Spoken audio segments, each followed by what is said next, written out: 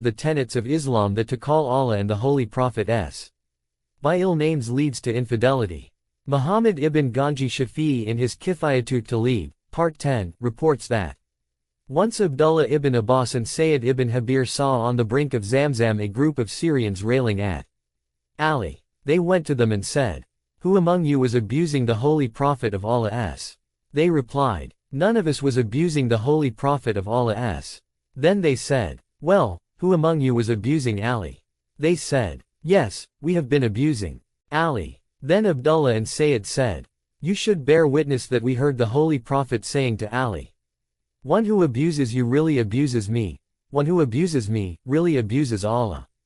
If someone abuses Allah, he will throw him headlong into the fire of hell.'" 3.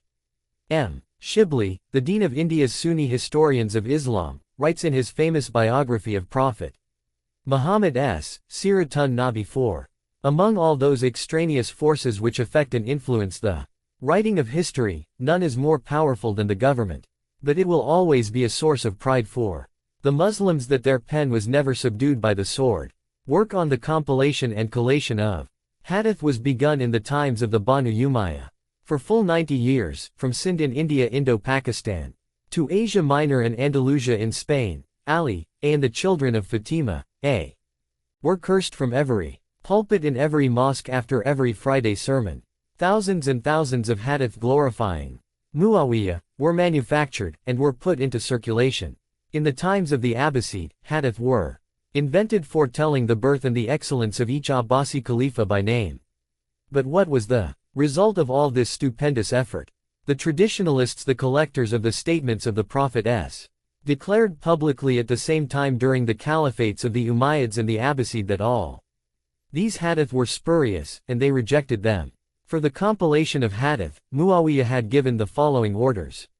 1. All the traditions of the Prophet in praise of Ali, or upholding his superiority in any way, should be suppressed. 2. Any man narrating the virtues of Ali, or quoting the hadith of the Prophet in this regard, would do so at his own risk.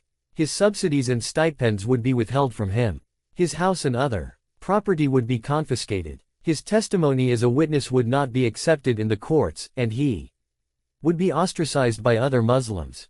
3. On the other hand, every conceivable virtue should be attributed to Abu Bakr, Umar, Uthman, and of course, to Muawiyah himself. People should be encouraged to make up hadith of the Prophet in praise of these four men and their friends. Whoever invents such hadith would become a favorite at the royal court, and would receive rich rewards in rank or cash or estates etc. Concurrently with the founding of his cottage industry for manufacturing hadith of the Prophet Muawiyah also set up a brain laundry for the Muslims. He instituted the practice of cursing and denouncing the memory of Ali and his children from the pulpit in every mosque in his empire, so that the Muslim children were born, they grew up, and they died hearing curses upon Ali, and not knowing who he was. Whole generations lived and died in ignorance.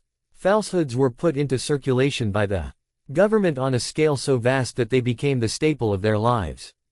Muawiyah and his successors kept their brain laundries just as busy as their cottage industry.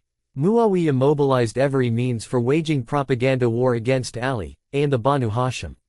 The momentum of the blitz he launched against them has lasted down to our own times. He waged his war from the mosques. The prayer leaders in them were paid to put weird and fantastic interpretations upon the verses of Quran in an attempt to show Ali at a disadvantage. They tried to convince the rank and file Muslims that it would be in their interest in both worlds if they supported Muawiyah against Ali and the Banu Hashim. Incumbents have the advantage of the media and educational arms of the state, and they control through subsidies the religious establishment itself. 5. It must now be clear to the reader that the history of Islam was written under the direction of the party that held all the instruments of power in its hands. It must also be obvious to him that much of the historical material was laundered at the brain laundries established by Muawiyah before it got into his hands. Muawiyah was a most consummate master of the art of propaganda. The full effects of propaganda have not yet become plain, yet it is already obvious that whole nations can be indoctrinated with wrong opinions and evil moral standards. Few, if any, minds are strong enough to resist the ideas constantly projected at them. 6. If any hadith of the Prophet of Islam was complimentary to Ali, Muawiyah placed its narration under proscription. This proscription was not lifted when he died in 680. It was not lifted even when his dynasty, the Umayyads, perished in 750, and it was not lifted even through the long centuries of the Caliphate of the Abbasis. The Abbasis exterminated the Umayyads, but they shared with them their animosity to Ali, and to the children of Muhammad. In this matter, the aims and interests of the governments of Saqifa, the Umayyads, and the Abbasid converged. There was ideological compatibility among them all. The Umayyads and the Abbasis did their utmost to suppress the facts of history. Many of their caliphs had forbidden their subjects to say or to write anything about Ali, except falsehoods. Truth was under a siege and falsehood was rampant in their dominions. And yet, truth asserted itself. Truth has now arrived, and falsehood perished. For falsehood is by its nature bound to perish. Quran, chapter 17, verse 81. True statements were volunteered by sources which, in most cases, were inimical to Ali. Even his most rabid enemies like the Umayyads and the Kharjis conceded the sublimity of his character. As noted before, Shibli, the Indian historian, pointed out that the Shia Muslims did not write any history. Whatever history we have, has, therefore, come down to us from the non-Shia or the anti-Shia sources. It has come down to us from the archives of the governments of Saqifa, the Umayyads and the Abbasid. The story of the glorious deeds of Ali ibn Abi Talib, like the radiance of truth itself, has filtered out of those archives. Muslim, in his Sahih, wrote in a chapter entitled, The Virtues of Ali ibn Abi Talib, the following. Muawiyah ordered his governors everywhere to take the curse of Ali ibn Abi Talib as tradition, and that all the speakers must include it in their speeches. When some of the companions protested very strongly against such a rule, Muawiyah ordered their killing and burning. Among the famous companions who were killed at the order of Muawiyah were Hijr ibn Adi al-Kindi and his followers, because they protested and refused to curse Ali, and some of them were buried alive. Abu al-Aala al-Madudi wrote in his book Caliphate and Kingdom. Abu al-Hasan al-Basri said, Muawiyah had 4 features, and if he had only one of them, it would have been considered a great sin. 1. Making decisions without consulting the companions, who were the light of virtues. 2. Designating his son as his successor. His son was a drunkard, corrupt and wore silk. 3. He claimed Ziyad as his son, and the Messenger of Allah said, There is offspring for the honorable woman, but there is nothing for the whore. 4. His killing of Hijr and his followers. Woe unto him from Hijr and the followers of Hijr. 7. There were some good companions who used to dash out of the mosque immediately after the prayers, so that they did not have to listen to the speeches that always ended with the cursing of Ali. For that reason, the Umayyads changed the tradition of the Messenger of Allah. They put the speech before the prayers, so that people listened to it against their will. What kind of companions were these people? They were not afraid of changing the tradition of the Messenger of Allah, or even the laws of Allah, to reach their wicked and low objectives and to satisfy their sinister desires. They cursed a man whom Allah had kept cleansed and purified and made it obligatory for people to pray for him in the same way as they prayed for his Messenger.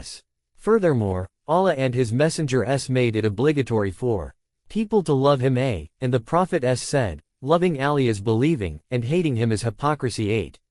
The author of Then I Was Guided, Drive, Muhammad Tijani says in his book, I asked al-Sa'id al-Sadr about Imam Ali, and why they testify for him in the Adhan, the call for prayers, that he is Wali Allah, the friend of Allah. He answered me in the following way. The commander of the believers, Ali may Allah's blessings be upon him, was one of those servants of Allah whom he chose and honored by giving them the responsibilities of the message after his Prophet.